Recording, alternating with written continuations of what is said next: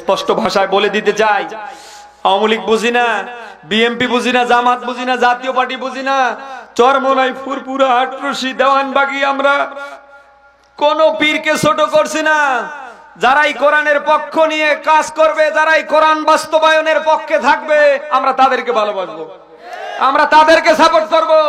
কিন্তু হ্যাঁ, কোরআনের বিরুদ্ধে যারা অবস্থান হবে, কোরআনকে বিলুপ্ত করার মতো দুঃসাহস যারা করবে, সে এলাকার চেয়ারম্যান হতে পারে, এই উপজেলার চেয়ারম্যান হতে পারে, আপনাদের এই দুই উপজেলার এমপি হতে পারে, মাননীয় প্রধানমন্ত্রী হতে পারে, স্বয়ং আপনার জন্ম দেয়া বাবাও হতে পারে। তখন সে আপনার শত্রু। কথা বলেন না কেন ভাই?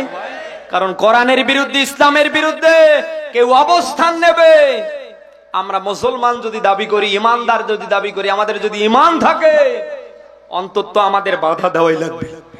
কথা বলে না কেন? আজ ন্যূনতম যদি কোরআনের পক্ষে আমরা থাকতাম, কোরআন যদি আমাদের জীবনে থাকতো, কোরআনের বিরুদ্ধে, আলেমদের বিরুদ্ধে, আজ ইসলামের বিরুদ্ধে যারা মুসলমানের ঘরে জন্ম নিয়ে 180 মাইল বেগে কাজ চালাচ্ছে, এদেশ থেকে আমার মতো টুপিওয়ালার মুখ বন্ধ করবে, এদেশ থেকে কোরআনে কারিমকে উৎখাত করবে, ইসলামকে মিটিয়ে ফেলবে, আমার তো মনে হয় 24 ঘন্টার জন্য যারা যে জায়গায় থাক না কেন, অন্তত ওই জায়গার পরিবর্তন হতো। আমরা তো এই ধান্দায় নেই, আমরা আছে আস্তাগফিরুল্লাহ, নাউজুবিল্লাহ। কে কি করে করুক গা, আমি আস্তাগফিরুল্লাহ, নাউজুবিল্লাহ। কথা কই না? এর নাম ইসলাম না ভাই।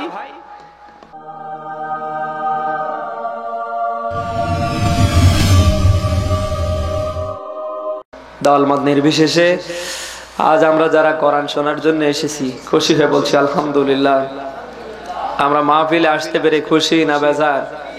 বেজার কে দেখি না, ওই পিছনে আরেকজন। এই আপনি কি আমার কথা বোঝেন? কোরআনের মাহফিলে আসতে পেরে খুশি না বেজার? সর্বশেষ পর্যন্ত থাকবেন তো নাকি? কারা থাকবেন না দেখি, কারা থাকবেন না? আলহামদুলিল্লাহ। থাকবেন কারা দেখি, থাকবেন কারা? বলেন হে আল্লাহ, শেষ পর্যন্ত আমরা থাকার জন্য নিয়ত করছি, তুমি কবুল করো। বলেন আমিন। এবার পালালে খবর আছে। আমরা এসেছি আল্লাহর কোরআন শোনার জন্য। কি শোনার জন্য? বলেন বলেন বলেন। এই কোরআন শুনলে তো আমাদের ক্ষতি নাকি? আমরা যদি দুনিয়ায় ঈমান বাড়াতে চাই, তাহলে আমাদের শুনতে হবে কি? বলেন বলেন। এই কোরআন যদি আমরা শুনতে পারি, তাহলে আমাদের লাভ কি? সূরা আনফালের 9 নম্বর পারা 16 নম্বর পৃষ্ঠার 2 নম্বর আয়াতের মাঝে আল্লাহ দিয়েছেন, আমাদের লাভ কি হবে? যাদাতহুম ঈমানা, আমাদের ঈমানটা বাড়িয়ে যাবে। সুবহানাল্লাহ বলতে পারলেন না? না, তাহলে কোরআন শুনলে ঈমান বাড়বে, এ কথা বলেন বলেন। কোরআন শুনলে ঈমান, তাহলে কারো ঈমান যদি বৃদ্ধি করার চিন্তা চেতনা থাকে, আমার ঈমান যদি আমি বাড়াতে চাই, শোনা লাগবে কি? বলেন না মমতাজ আবার গান? মনে রাখবেন, আপনি যদি দুনিয়ায় কোরআন শুনতে পারেন, তাহলে আল্লাহ তাআলা আপনার ঈমান বাড়িয়ে দেবে। এখন যদি আপনি কোরআন না শুনে বিভিন্ন কিসসা কাহিনী, গল্প, কিয়ামত পর্যন্ত আল্লাহ হায়াত দিলে আপনি শুনতেই থাকবেন, আপনার ঈমান বাড়বে না, বরং শয়তানি বাড়বে। বলেন না কেন ভাই? সারা রাত আমি গল্প বলবো, কিসসা বলবো, আপনার 4 পয়সা লাভ হবে না। কিন্তু হ্যাঁ, কোরআন থেকে যদি তাফসীর হয়, আপনি যতক্ষণ বসে বসে শুনবেন, প্রত্যেকটা শ্বাসে প্রশ্বাসে আল্লাহ একটা করে নেকি দেবে। আপনি যতক্ষণ বসে থাকবেন, মহান আল্লাহর পক্ষ থেকে ওয়া নাযালাত আলাইহিমুস সাকিনা আসবে। কিন্তু বাবার কিসসা, বিভিন্ন গল্প কাহিনী কিয়ামত পর্যন্ত হবে, এরকম কোনো অফার নেই। বলে না কেন? কিন্তু আজ আমার দেশে কোরআন থেকে তাফসীর হয় না, তাফসীর হলেও মানুষ শুনতে চায় না, কারণ মানুষ এখন কিসসা শোনার পাগল। কথা বলেন। কিয়ামত পর্যন্ত আপনি কিসসা শুনেই যাবেন, আপনার 4 পয়সা লাভ হবে না। তবে হ্যাঁ, আপনি যদি কোরআন শুনতে পারেন, আপনার লাভ আছে। আল্লাহ তাআলা নিজ হাতে আপনার ঈমানটা বাড়িয়ে দেবে। 2 নম্বরে এই কোরআন শোনার মধ্য দিয়ে, এটা সূরা জুমারের 18 নম্বর আয়াত দেখে নেবেন। আল্লাযীনা ইয়াসতামিউনাল কাওলা ফায়াত্তাবিউনা আহসানা উলাইকা আল্লাযীনা হাদাহুমুল্লাহ ওয়া উলাইকা হুম উলুল আলবাব। শব্দের দিকে খেয়াল করেন তো। আল্লাহ বলেন যে বা যারা, যে কেউ হতে পারে, চেয়ারম্যান সাহেব হতে পারে, ইনিও হতে পারে, আমিও হতে পারি, পূর্বের বক্তাদ্বয় হতে পারে, আপনারাও হতে পারে। আমি কি বোঝাতে পারছি ভাই? আল্লাহ বলেন যে বা যারা আমার কথাগুলি শুনছে, আগামীতেও শুনবে। যেহেতু এখানে ফিউচারের আলোচনা, ভবিষ্যতের আলোচনা, মজারের আলোচনা দিয়েছে কে? বলেন বলেন। আল্লাহ বলেন যে বা যারা আমার এই কোরআনে কারিমের কথাগুলি শুনছে, আগামীতেও শুনবে, এরপরে এর ভালো দিকটা যদি তারা গ্রহণ করতে পারে, আল্লাহ পাক বলেন উলাইকাল্লাযীনা হাদাহুমুল্লাহ, আমি আল্লাহর রায় ঘোষণা, তারা হেদায়েতের উপরে থাকবে।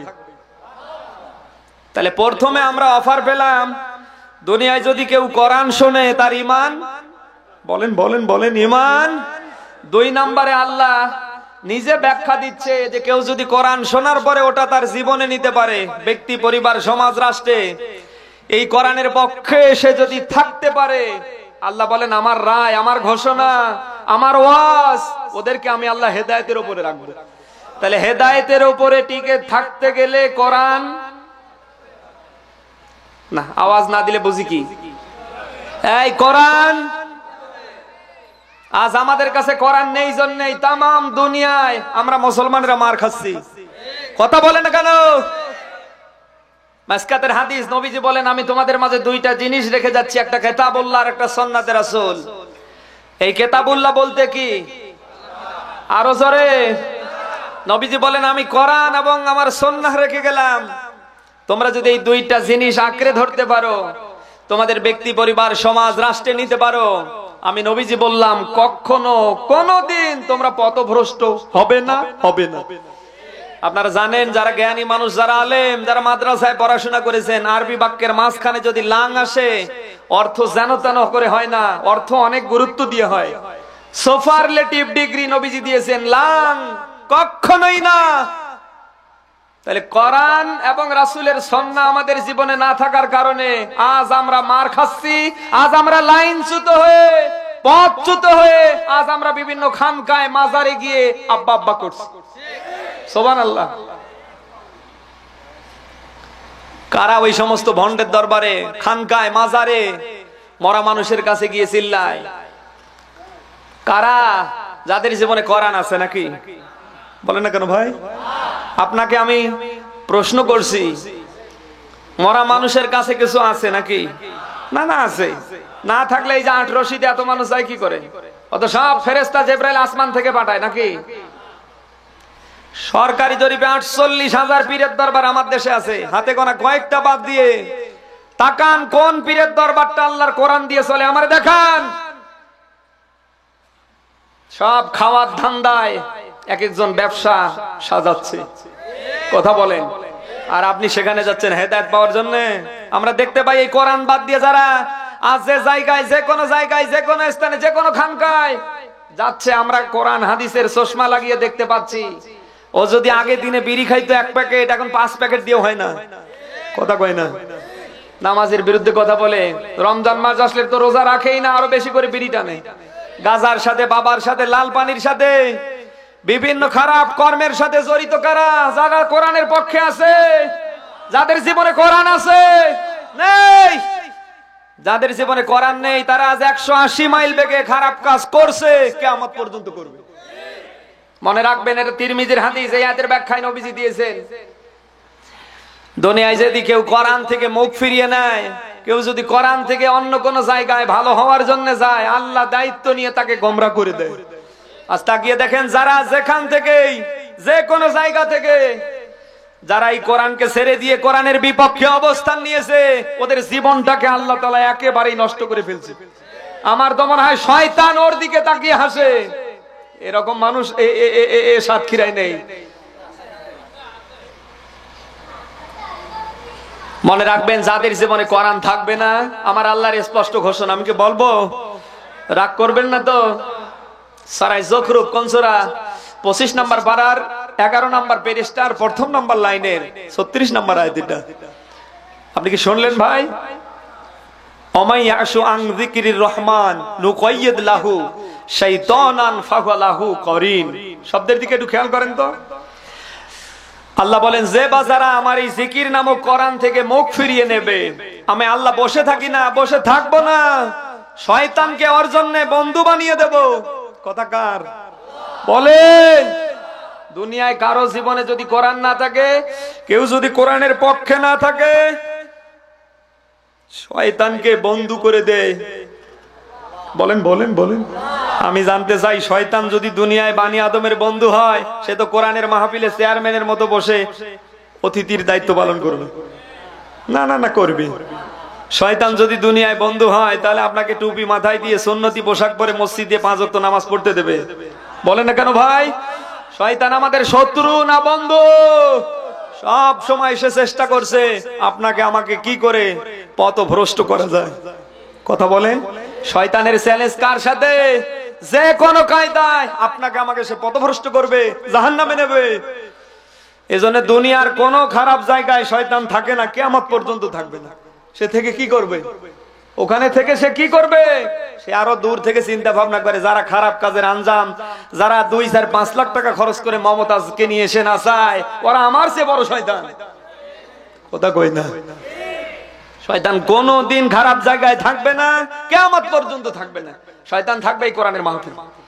এই প্রচার পোস্টার কত কায়দায় প্রচার হয়েছে, এই জায়গায় যাতে আপনি আসতে না পারেন, এই জন্য শয়তান ব্যারিকেড দিয়ে ধরেছে। কি হবে? ঘুম পার, বউ নিয়ে গল্প কর, সুবহানাল্লাহ। মসজিদে যেতে না পারেন, এই জন্য শয়তান ডিস্টার্ব করবে। এই জন্য আজ না কাল, কাল না পরশু, 1 বছর থেকে এরকম করে চলছে। কথা কই না? কালকে নামাজ ধরেন, দাড়ি না কাটেন, টুপি মাথায় দেওয়া শুরু করেন, কত শয়তানের ভাইরা ভাই আপনাকে টিটকারি করবে। হাজি হয়ে গেছে। মানে এলাকায় এরকম নেই, অন্য জায়গায় আছে। আর যাদের জীবনে কোরআন দেখতে পাই না, তাকিয়ে দেখেন তারা শয়তানকে হার মানিয়ে ফেলেছে। শয়তান তো জান্নাতে যাবে নাকি? এই শয়তান জান্নাতে যাবে? দুনিয়ায় যদি আপনি হেদায়েতের উপরে, সঠিক রাস্তায়, সঠিক পথে থাকতে চান, সবকিছু ছেড়ে দিয়ে আল্লাহর কোরআন নেওয়া লাগবে। এই কোরআন আছে তো? আছে? আছে মানে আছে অনেকের সুগেজের ভিতরে, নতুবা উপরে। আপনি কি রাগ করলেন? আমার বন্ধুরা, যে মাইক আমি নিজেই মারা যাচ্ছে, এত টাকা পয়সা খরচ করে মাইক কোথা থেকে নিয়ে এসে জানি না। আমার ভাইরা, আল্লাহর নবী বলে, ইন্না লিকুল্লি শাইইন শারাফা ইয়াতাবাহুনা বিহি ওয়া আন্না বাহা উম্মতি শারাফুহাল কোরআন। নবীজি বলেন, দুনিয়ায় আমার উম্মতেরা যদি গর্ব করতে যায়, তারা যদি দুনিয়ায় সম্মান পেতে যায়, তারা যেন অবশ্যই আমার উপর নাজিল হওয়া কোরআন নিয়ে করে। সুবহানাল্লাহ বলতে পারেন? দুনিয়ায় কোনো না কোনো জিনিস, কোনো না কোনো দিক দিয়ে দেখবেন আপনি হাইলাইট হয়। এই চেয়ারম্যানের পরিবার, চেয়ারম্যানের একেবারে নিম্নমানের আত্মীয় পর্যন্ত যদি দুনিয়ার কোন জায়গায় বিপদে পড়ে, অন্তত বাঁচার জন্য চেয়ারম্যানকে হাইলাইট করবে। এই তুই আমার চিনিস, আমি অমুক চেয়ারম্যানের খালাতো ভাই। কথা কই না? এমনকি আমরা দেখতে পাই, কেউ যদি চৌকিদারের চাকরিও করে, বিপদে পড়ার পরে বা ক্ষমতা দেখাতে গিয়ে বলে, তুই আমার চিনিস, আমার চাচা 10 বছর ধরে ইউনিয়ন পরিষদের চৌকিদারি চাকরি করছে। কোন না কোন দিক দিয়ে মানুষ দুনিয়ায় গর্ব করে, অহংকার করে। নবীজি বলেন, এগুলি দুনিয়ার বিষয়। আমার উম্মতেরা শোনো, তোমরা যদি দুনিয়ায় গর্ব করতে চাও, দুনিয়ায় যদি অহংকার করতে চাও, আমি নবীর উপরে নাজিল হওয়া কোরআনে কারিম নিয়ে করো। কারণ দুনিয়ায় যদি কোরআন নিয়ে তোমরা গর্ব করো, কিয়ামতের কঠিন মুসিবতের দিনে এই কোরআন তোমাদেরকে জান্নাতে নেবে। যেই দিন ভাই ভাই থেকে আলাদা হবে, যেই দিন মা তার বাবা থেকে আলাদা হবে, বাবা সন্তান থেকে আলাদা হবে, সন্তানাদি স্ত্রীরা, শুভাকাঙ্ক্ষী হিতাকাঙ্ক্ষীরা একজন আর একজন থেকে 180 মাইল বেগে পালিয়ে যাবে। ও বাংলার মুসলমান, সেই দিন আল্লাহর কোরআন তাদের সামনে দাঁড়াবে, তাদেরকে সুপারিশ করবে যারা দুনিয়ায় আল্লাহর কোরআনের পক্ষে পক্ষে থেকে আনন্দ করেছিল। ওই কোরআনের পক্ষে আমরা আছি মানে কোরআনের বিধান মানা আমার আল্লাহ ফরজ করে দিয়েছে। আপনি দুনিয়ায় আল্লাহর বান্দা দাবি করার পরে, রাসূলের উম্মত দাবি করার পরে আপনার আমার প্রত্যেকের কাজ হবে এর বিধান মানা।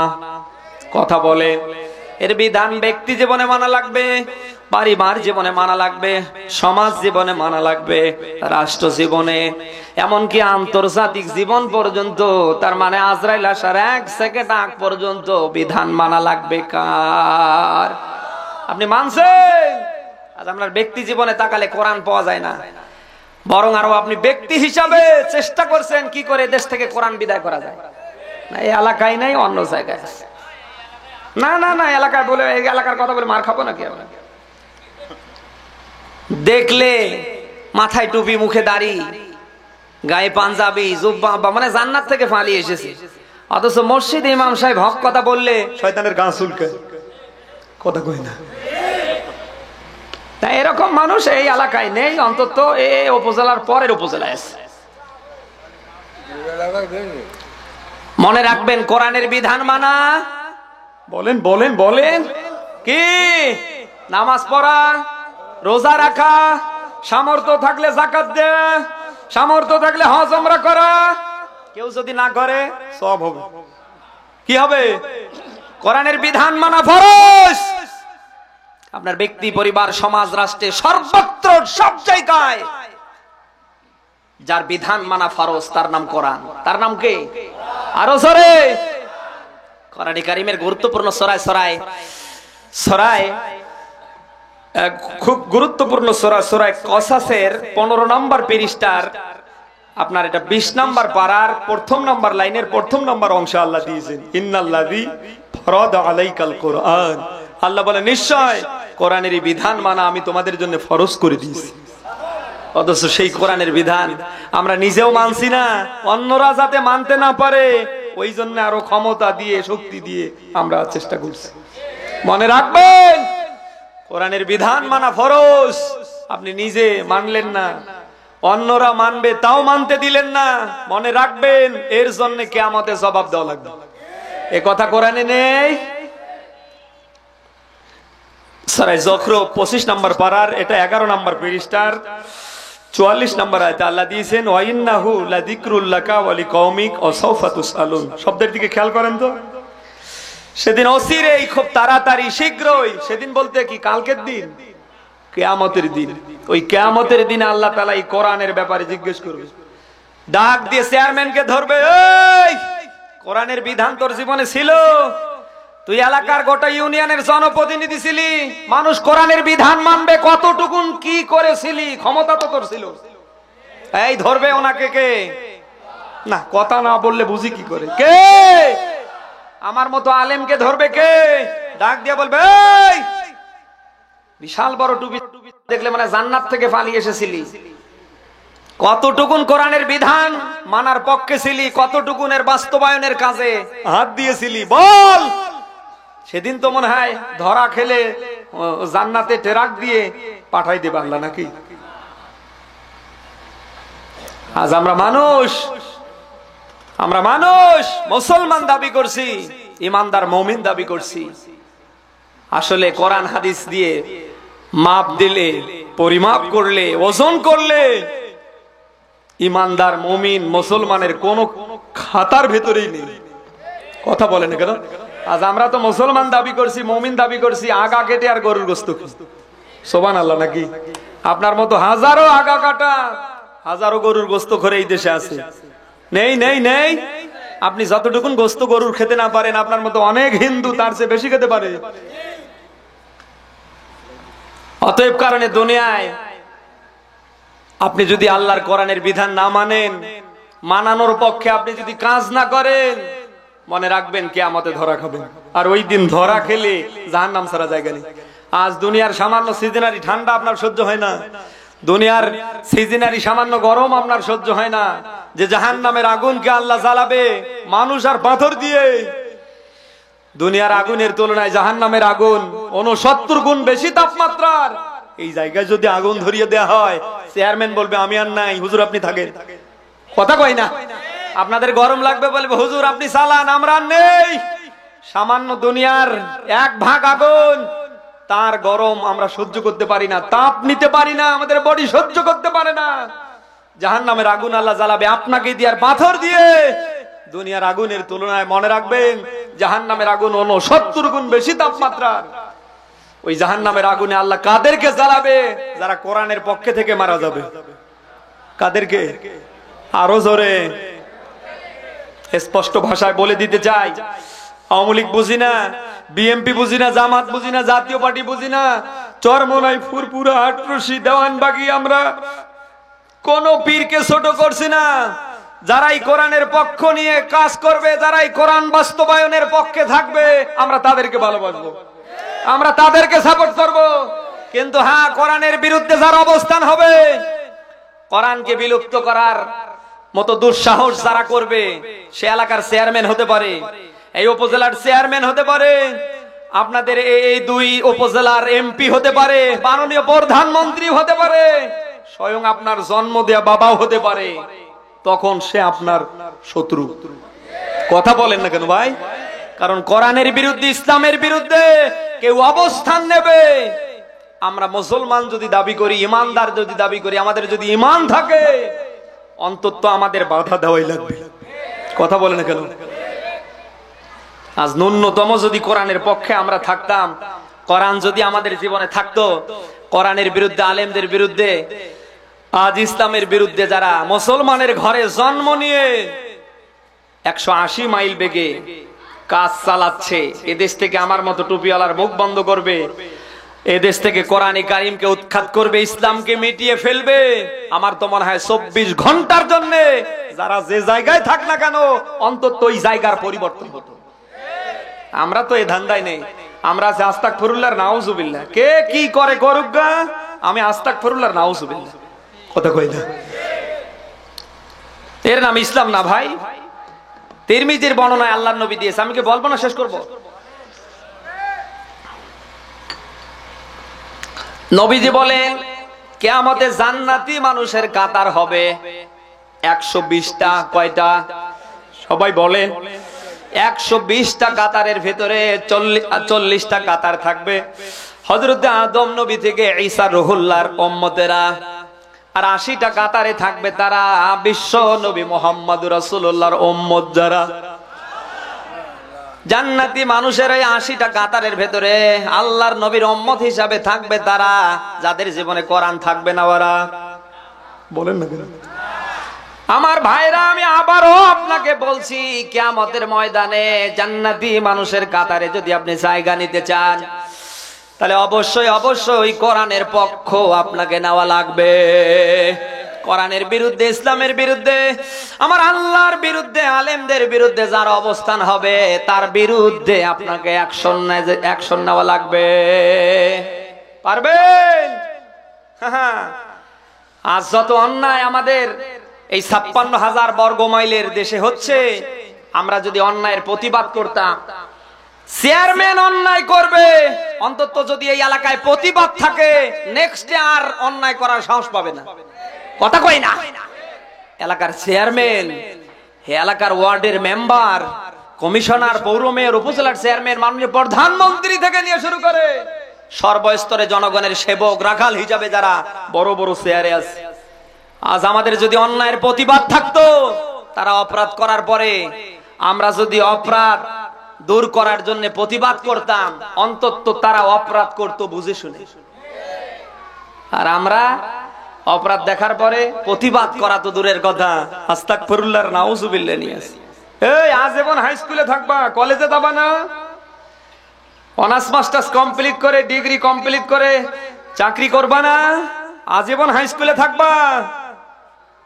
আজ অন্যায় দেখার পরে আমাদের অন্যায় দূর করার যদি মন থাকতো, অন্তত কেউ অন্যায় করে সরে থাকার চেষ্টা করতে পারতো না। কথা বলে না কেন ভাই? আজ আমাদের পরিবারগুলির দিকে তাকান, আজ আমার ছেলে মেয়েরা 180 মাইল বেগে অন্যায়ের সাথে জড়িত, আমরা বাবা মা কিচ্ছু বলি না, কি করে করুক গা, আমরা ওটুক নেই। কথা বলে না কেন ভাই? আজ আমরা পরিবারের দিকে তাকিয়ে যদি অন্যায় দূর করার মন মানসিকতা তৈরি করতাম। ছেলে নামাজ পড়ে না, কেন পড়বে না? মেয়ে বোরকা পরে না, পর্দা করে না, কেন পড়বে না? স্ত্রী ইসলামের বিধান লঙ্ঘন করে, কেন ইসলামের ফরজ বিধান মানবে না? আমরা যদি এই দিকে তাকিয়ে সঠিক দায়িত্ব পালন করতাম, আমরা প্রতিবাদ করতাম, আজান হওয়ার পরে একটা ছেলে নামাজ বাদ দিয়ে থাকতে পারতো, একটা মেয়ে ঘর থেকে বের হবার পরে মশারি মার্কা জামা পরে বের হবার সাহস করতো না। কথা বলে না কেন? আমরা তো ও ধান্দাই নেই, কে কি করে করুক, আমরা নেই। মনে রাখবেন, আপনার সামনে অন্যায় হবে, এই অন্যায় যদি আপনি দেখার পরে প্রতিবাদ করতে না পারেন, কিয়ামতের কঠিন মুসিবতের দিনে এই অন্যায়কারীরা যদি জাহান্নামে যায়, আল্লাহ গুঁতো দিয়ে আপনাকে দেবে। হযরতে লূত আলাইহিস সালামের স্ত্রীর কথা আপনাদের মনে আছে? জানেন, যখন হযরতে লূত এবং তার কওমের উপরে আল্লাহ গজব দিলেন, আযাব দিলেন, আল্লাহ তাআলা হযরতে লূত এবং তার আহলকে রক্ষা করলেন, ইল্লাম রাআতা, তার স্ত্রীকে বাদ দিয়ে। আল্লাহর আযাব থেকে হযরতে লূত এবং তার পরিবারের লোকজন বেঁচে গেল, কিন্তু তার স্ত্রী বাঁচতে পারল না। কেন? সূরা আরাফের 83 নম্বর আয়াতের ব্যাখ্যা দেখে নেবেন। কানাত মিনাল গাবিরিন, কারণ হযরতে লূত আলাইহিস সালামের স্ত্রী ছিল অন্যায়কারীদের সাপোর্টকারী। কি কারী? বলেন না কেন, কি কারী? আরো জোরে।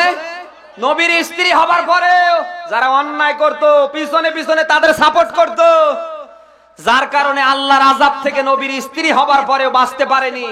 অতএব কারণে আপনি নামাজি হতে পারেন, রমজানের রোজাদার হতে পারেন, আপনি হজ ওমরাকারী হতে পারেন, দাড়িওয়ালা টুপিওয়ালা জুব্বাওয়ালা হতে পারেন।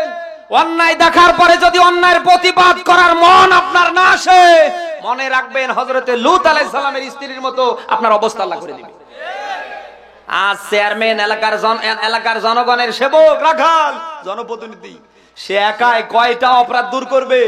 এই এলাকার সব মানুষ, ইউনিয়নের মানুষ ওনার হাতে হাত রেখে যদি অন্যায় দূর করার জন্য, এর প্রতিবাদী হবার জন্য ওনার হাতে হাত রেখে ওনাকে সাহস দেয়, বাংলার মাটিতে বাবার সাথে, লাল পানির সাথে, গাজার সাথে একটা যুবক জড়িয়ে থাকার সাহস পাবেন। উনি একাই চিল্লায়, আর আপনি ওনার সামনে গেলে কি করে ওনার পকেট থেকে 10 টাকা বের করে সিগারেট টানা যায়? ওনার সামনে ওনাকে পাম দিয়ে ফুলে তুলে 10 টাকা নিয়ে খেয়ে ফেললেন, আর এদিকে সে নিজেই আপনি গাঁজা সাপ্লাই দিচ্ছেন। মনে রাখবেন, দুনিয়ায় আল্লাহ তাআলা আর কোন নবী এবং রাসূল পাঠাবেন না। আল্লাহ বলেন, ওয়ালতাকুম মিনকুম উম্মাতুন ইয়াদউনা ইলাল খায়র ওয়া ইয়া'মুরুনা বিল মা'রুফ। আল্লাহ পাক বলেন, তোমাদের মাঝে একটা দল থাকা উচিত, যে দলের লোকেরা মানুষদেরকে সৎ কাজে আদেশ দেবে, অসৎ কাজে বাধা প্রদান করবে। কথা কার? বলেন বলেন। সামনের আয়াতে আল্লাহ দিলেন, কুনতুম খায়রা উম্মাতিন উখরিজাত লিন-নাস, তোমরাই শ্রেষ্ঠত্ব জাতি, আর তোমাদের বের করা হয়েছে মানুষের কল্যাণের জন্য। আমাদের বের করেছে মানুষের কল্যাণের জন্য কে? বলেন। তা'মুরুনা বিল মা'রুফ, সবাই মিলে আমরা মানুষকে সৎ কাজে আদেশ দিব, এবং অসৎ কাজে আমরা কি করব? বলেন বলেন। আমরা কি করছি? আজ আজান হয়, আমরা নিজেরা বাড়ি থেকে বের হয়ে নামাজে যাই। আমরা যদি মসজিদে নামাজের দিকে আমরা যদি তাগিদ দিতাম, প্রতিদিন 2 জন করে যদি নামাজের দিকে আমরা ডাকতাম, এই এলাকায় কি বেনামাজি খুঁজে পাওয়া যেত? আজান হওয়ার পরে যারা বিড়ি টানে তারা কি বিড়ি টানতো? মসজিদ যদি 2 তলা থাকে, 6 মাস পরে 4 তলা করা লাগবে। কথা কই না? আমরা নিজেরা। মনে রাখবেন, কিয়ামতের কঠিন মুসিবতের দিনে আল্লাহ তাআলা যখন রায় দেবে, যা জান্নাতে যা, ওই সমস্ত আপনার এলাকার, ইউনিয়নের, গ্রামের আপনার আহালরা আপনাকে ব্যারিকেড দিয়ে ধরবে, ওই কোথায় যাস? আজান হওয়ার পরে একা একা নামাজ পড়ে, এরপরে দুনিয়া একা একা ভালো কাজ করে আজকে জান্নাতে যাবি, আর আমরা আলু পোড়া খাবো না? সঙ্গে সঙ্গে তারা বাধা দেবে। আল্লাহ তাআলা ডাক দিয়ে বলবে, এই তোরা কি চাই? ডাক দিয়ে বলবে, আল্লাহ আমরা কিচ্ছু চাই না, আমরা তো জাহান্নামে যাবই, তবে এই যে লোকটাকে দেখতে পাচ্ছি, এই যে লোকগুলো, এদেরকে জোড়া পায়ের লাথি দিয়ে জাহান্নামে নিয়ে যেতে চাই। আপনি কি আমার কথা শুনলেন ভাই?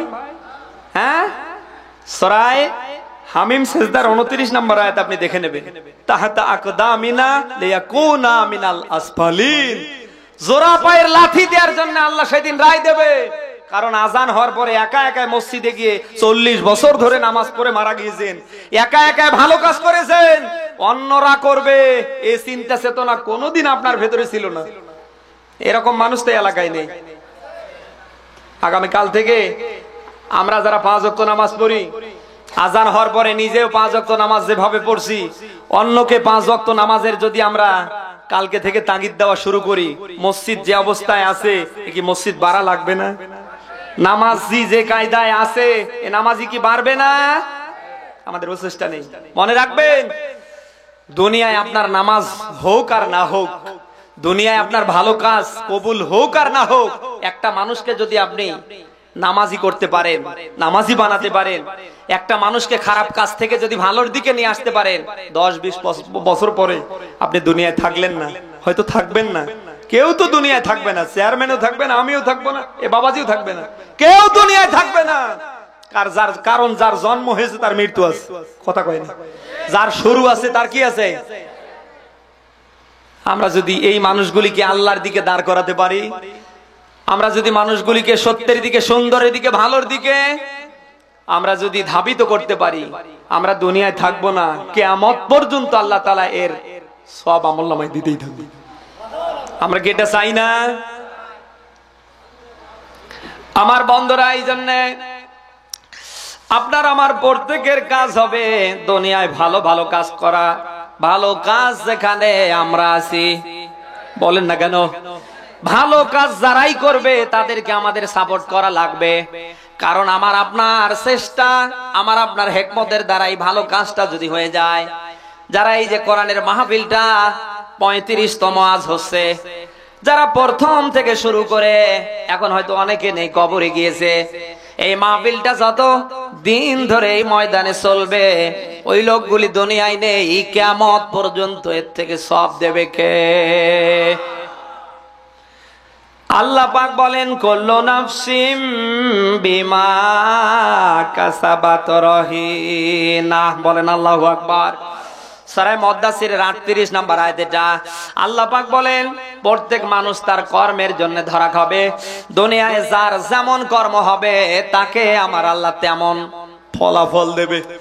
দুনিয়ায় যদি কোনো মানুষের কর্ম ভালো হয়, আজান হবার পরে মানুষটা যদি মসজিদে যায়, দুনিয়ায় অন্যায় দেখার পরে যদি অন্যায়ের প্রতিবাদ করে, দুনিয়ায় ভালো কাজ যদি মানুষটা নিয়ে থাকে, ভালো কাজ করে, আমার ভাইরা, কিয়ামতের কঠিন মুসিবতের দিনে আমার আল্লাহ তার কর্মের প্রতিদান দেবে, ভালো না খারাপ? বলেন।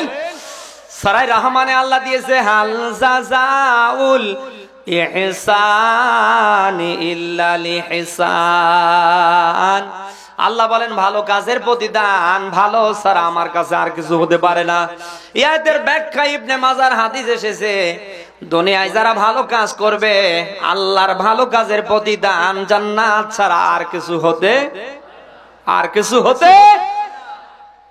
আমার ভাইরা, যেহেতু দুনিয়ায় কর্মের দিকে তাকিয়ে আমাদেরকে আল্লাহ তাআলা কিয়ামতের রেজাল্ট দেবে, ফলাফল দেবে, এই জন্য যার কর্ম দুনিয়ায় যেমন হবে তাকে যেহেতু তেমন ফলাফল আল্লাহ দেবে, এই জন্য আপনার আমার প্রত্যেকের কাজ হবে ভালো ভালো কাজ করা।